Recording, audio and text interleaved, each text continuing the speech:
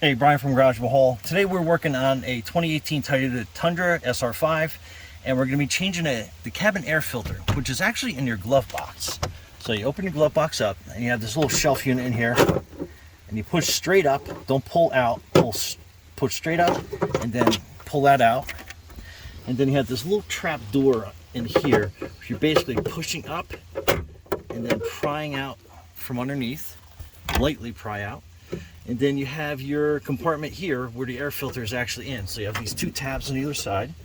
You basically pop them and kind of lift up at the same time. You'll get a feel for what you're doing. And then this is your air filter.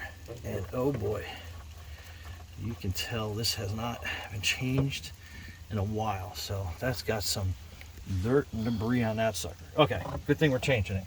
All right, so that's your old one. And pay close attention to your orientation. So this is your new air filter, and just for comparison, I mean, you can tell that needed to be changed.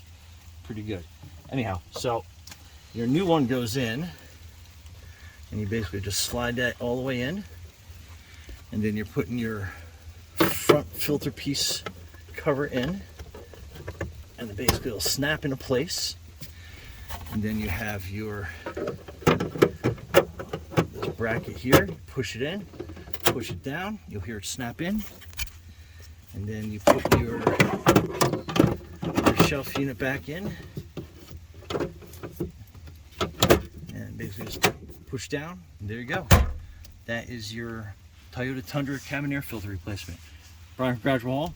Thanks for watching. Be safe out there.